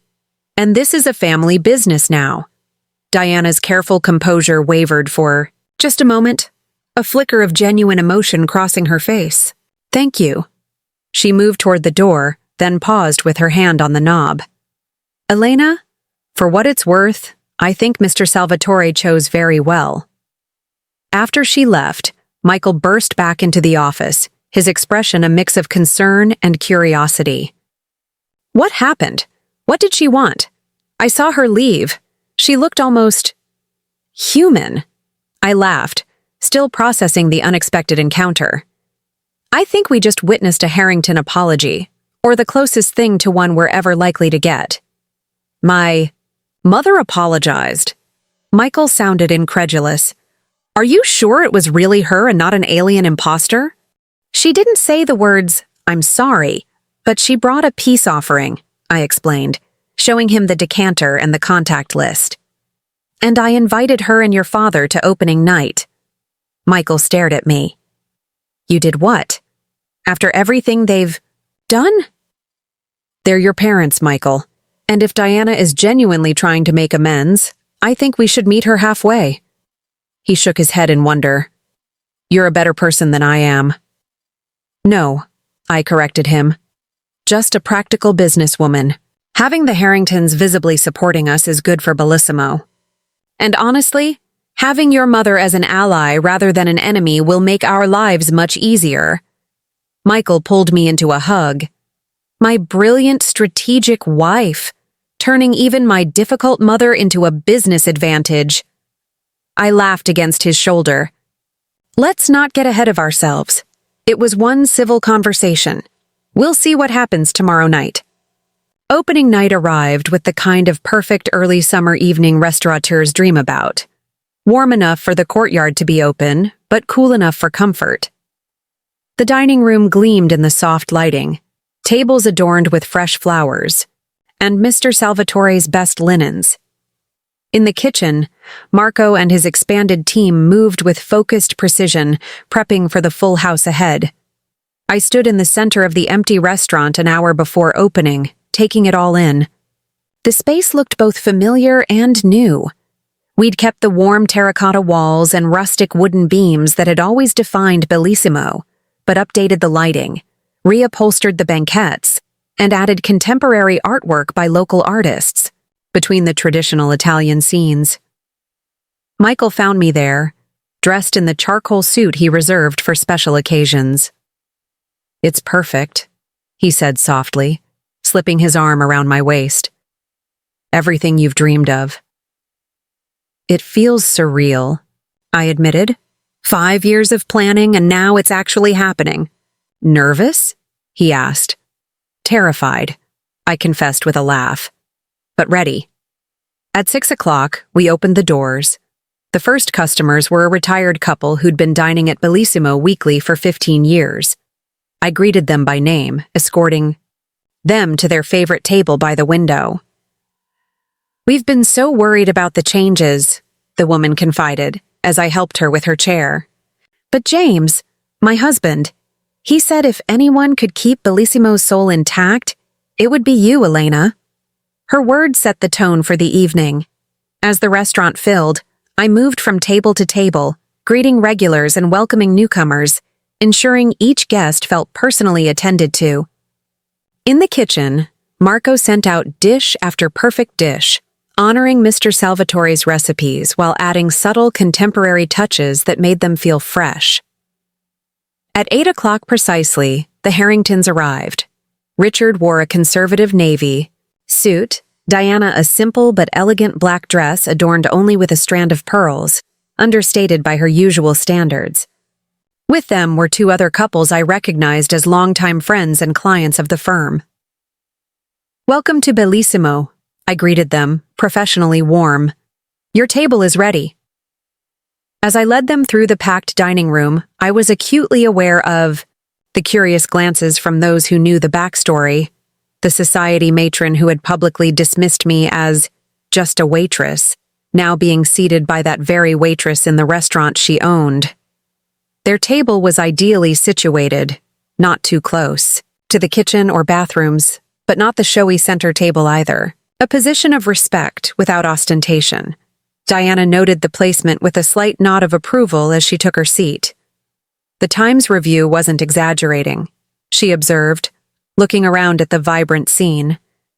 "You appear to be the hottest reservation in Providence." "We've been fortunate," I acknowledged. "The response has been overwhelming." Richard studied the wine list. "I see you've kept Salvatore's Italian focus but added some interesting New World selections." "We're honoring tradition while creating space for innovation," I explained. "The heart of Bellissimo remains, but we're allowing it to evolve." Diana's gaze traveled from the updated decor to the diverse staff to the subtle changes on the menu. "Very skillfully done," she said, with what sounded like genuine admiration. "A delicate balance." I thanked her and excused myself to check on other tables. Throughout the evening, I watched their party from a distance. They ordered extensively, multiple appetizers, pasta courses, main dishes, all paired with wines from our reserve list. Their conversation appeared animated, punctuated by laughter and gestures of appreciation as each new dish arrived. Near the end of their meal, as servers were clearing their main course plates, I noticed Diana gesturing toward me, saying something to her dining companions. Their heads turned in my direction, expressions curious. One of the women nodded vigorously, while her husband raised his wine glass slightly in what appeared to be a toast. Sophia caught me as I moved toward the kitchen. "The Harrington table is asking for you," she reported. "They want to speak with the owner." Taking a deep breath, I approached their table. All 6 diners looked up at me with expressions ranging from curiosity to what appeared to be genuine respect. "Elena," Diana began, "we've been telling the Blakemores and the Whitmores about your journey from server to proprietor. They're quite impressed, as are we, with what you've accomplished here tonight." Everything has been exceptional, Mrs. Blakemore added enthusiastically. The refreshed menu, the service, the atmosphere. You've worked magic while keeping what made Bellissimo special. That's very kind, I said, genuinely touched by the praise. Mr. Whitmore, who I recognized as the president of Providence's largest bank, leaned forward. Diana tells me you have plans for a retail line of Bellissimo sauces and fresh pastas. I shot a surprise glance at Diana, who gave me a small nod of encouragement. It's in the early planning stages, I confirmed. We have the kitchen space and the recipes. It's just a matter of navigating the regulatory requirements and distribution channels. My bank has a special division for culinary enterprises, he said, reaching into his jacket and producing a business card. Small batch, artisanal food products are booming right now. We should talk next week about financing options. As I accepted his card, Diana added casually, and Richard and I would be happy to host a launch party for the product line when you're ready. Our garden would be perfect for a summer tasting event. I stared at her, momentarily speechless. After months of active opposition, Diana was not only publicly supporting Bellissimo, but actively facilitating connections to help us expand. Richard raised his glass. To Elena and Bellissimo, he proposed. A new chapter in an honored tradition. The horror table joined in the toast, including Diana, who held my gaze as she sipped her wine. The message was clear. The battle was over. The relationship transformed. Not quite family warmth, but professional respect and tentative alliance. As the evening wound down and the last customers departed, the staff gathered for a celebratory toast of our own. Marco popped open bottles of Prosecco, passing glasses, to everyone from the executive sous chef to the dishwashers. To Bellissimo, I began, raising my glass to the team that had made the night a success. And to all of you, who prove every day that a restaurant is so much more than its food or its building. It's the people who bring it to life. To Elena, Marco countered, who saw our worth when others saw just servers and cooks. The courtyard erupted in cheers and applause. As we celebrated, Michael pulled me aside, slipping something into my hand, a small velvet pouch. What's this? I asked. Open it, he urged. Inside was a key, old-fashioned, heavy brass, clearly antique. The original key to Bellissimo, Michael explained. Mr. Salvatore sent it from Arizona. He said to tell you that it's been handed down. From owner to owner since 1978, and now it belongs to you. Tears pricked my eyes as I closed my fingers around the key. It was a physical symbol of what I'd fought for, not just ownership of a building or a business, but stewardship of a legacy, a responsibility to honor the past while creating the future. In that moment, surrounded by the team that had become a second family, holding this symbol of trust and tradition, I thought about the journey that had brought me here. From the first day I'd walked into Bellissimo as a server, through years of careful planning and saving, through the Harringtons' opposition and eventual acceptance, it had all led to this moment of arrival, of belonging. The next morning, as Michael and I enjoyed coffee in our apartment, scrolling through the overwhelmingly positive social media posts about opening night, a text message arrived from Diana. Breakfast at our house next Sunday. We should discuss the product launch. Richard has ideas about distribution channels. Michael read the message over my shoulder, shaking his head in amazement. I never thought I'd see the day. My mother, the marketing consultant for Bellissimo. Products! I laughed, typing a quick acceptance. She's a formidable ally. Better to have her working with us than against us. You know she'll try to take over everything, right? That's just who she is. Let her try, I said with a smile, sipping my coffee. I've learned a thing or two about standing my ground. 2 weeks later, a small package arrived at Bellissimo, addressed to me. Inside was a framed photograph of Diana as a young woman in her 20s, dressed in a waitress uniform, standing proudly in front of a now-defunct Providence diner. A note accompanied it. We all start somewhere. Some of us just try too hard to forget. D. I hung the photo in my office next to the original Bellissimo menu and Mr. Salvatore's handwritten recipes. A reminder that paths to success aren't always straight, that reinvention comes in many forms, and that sometimes our greatest strengths come from the very experiences others tell us to hide.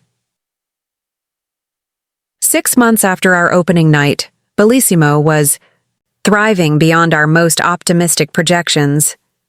The retail line of sauces and pastas had launched to enthusiastic reviews, with distribution in specialty food stores across New England. Most satisfying of all, we'd been able to implement the profit-sharing program I'd dreamed of, allowing our staff to benefit directly from the restaurant's success. Diana and Richard had indeed become unlikely allies, their social connections and business acumen proving valuable as we expanded. Our relationship remained complicated. She still occasionally winced at my more casual management style, and I still bristled when she attempted to micromanage. But we had found a way to respect each other's strengths. One evening, as the restaurant buzzed with activity and I moved between tables greeting guests, I overheard Diana speaking to a friend who had asked about me. "Elena?" she said, her voice carrying just enough for me to catch her words. "She's my daughter-in-law. She owns Bellissimo." A pause, then with unmistakable pride in her voice, she added, "She built this place from the ground up, you know. Started as a server and worked her way to the top. Remarkable woman."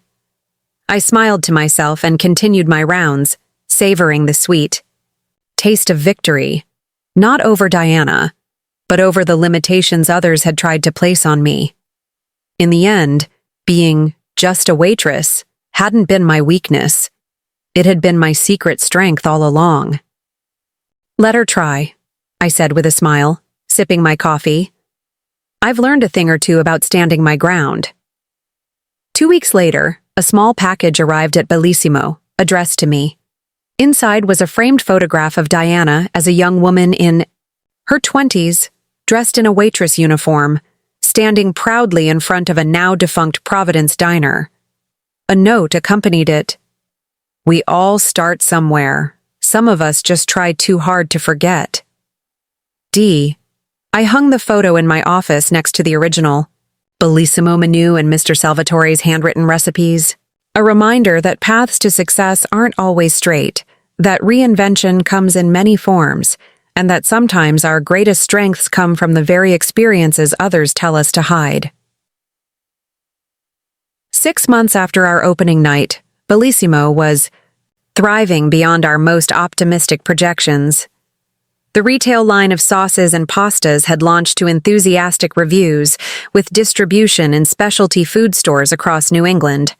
Most satisfying of all, we'd been able to implement the profit-sharing program I'd dreamed of, allowing our staff to benefit directly from the restaurant's success. Diana and Richard had indeed become unlikely allies, their social connections and business acumen proving valuable as we expanded. Our relationship remained complicated. She still occasionally winced at my more casual management style, and I still bristled when she attempted to micromanage. But we had found a way to respect each other's strengths. One evening, as the restaurant buzzed with activity and I moved between tables greeting guests, I overheard Diana speaking to a friend who had asked about me. "Elena?" she said, her voice carrying just enough for me to catch her words. "She's my daughter-in-law. She owns Bellissimo." A pause, then with unmistakable pride in her voice, she added, "She built this place from the ground up, you know. Started as a server and worked her way to the top. Remarkable woman." I smiled to myself and continued my rounds, savoring the sweet taste of victory, not over Diana, but over the limitations others had tried to place on me.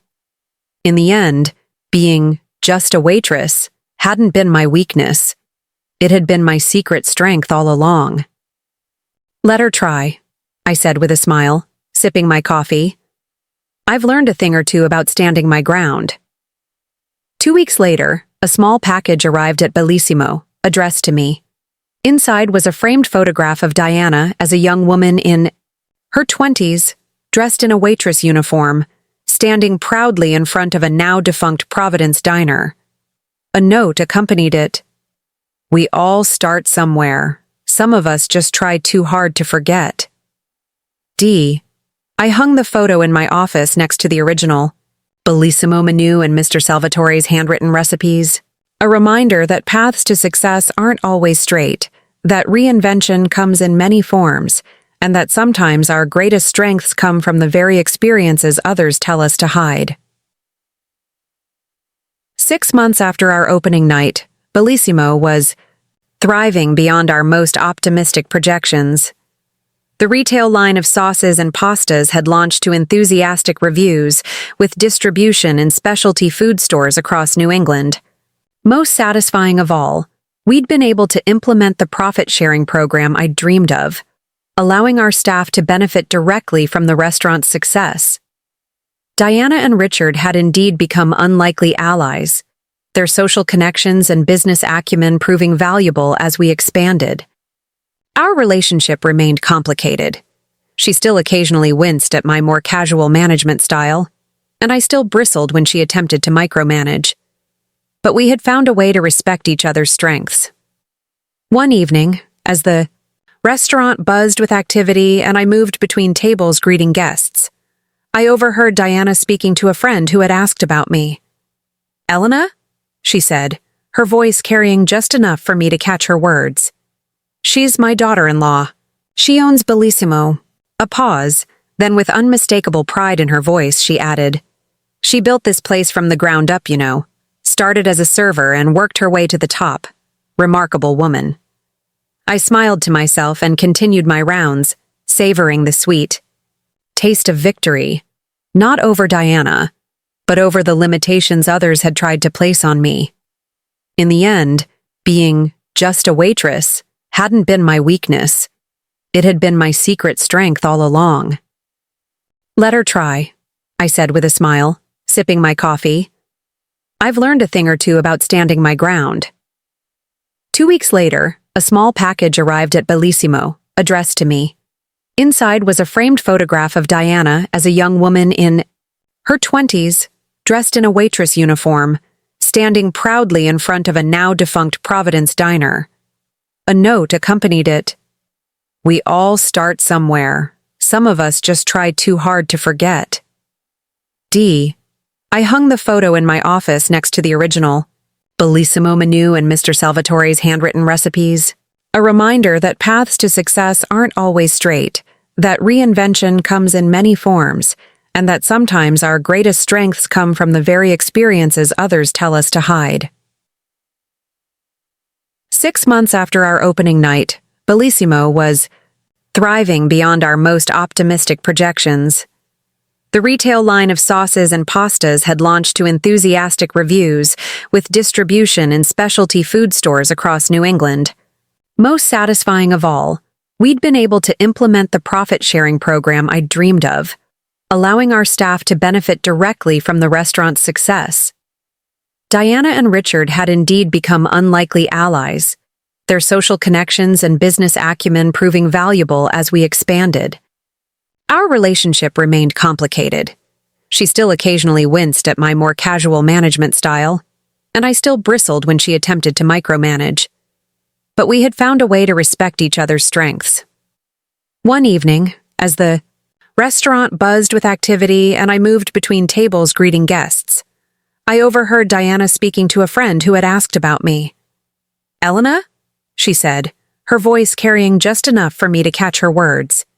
"She's my daughter-in-law. She owns Bellissimo." A pause, then with unmistakable pride in her voice, she added, "She built this place from the ground up, you know. Started as a server and worked her way to the top. Remarkable woman." I smiled to myself and continued my rounds, savoring the sweet taste of victory, not over Diana, but over the limitations others had tried to place on me. In the end, being just a waitress hadn't been my weakness. It had been my secret strength all along. "Let her try," I said with a smile, sipping my coffee. "I've learned a thing or two about standing my ground." 2 weeks later, a small package arrived at Bellissimo, addressed to me. Inside was a framed photograph of Diana as a young woman in her 20s, dressed in a waitress uniform, standing proudly in front of a now-defunct Providence diner. A note accompanied it. "We all start somewhere. Some of us just try too hard to forget." D. I hung the photo in my office next to the original Bellissimo menu and Mr. Salvatore's handwritten recipes. A reminder that paths to success aren't always straight, that reinvention. Up next, you've got 2 more standout stories right on your screen. If this one hits the mark, you won't want to pass these up. Just click and check them out. And don't forget to subscribe and turn on the notification bell so you don't miss any upload from us.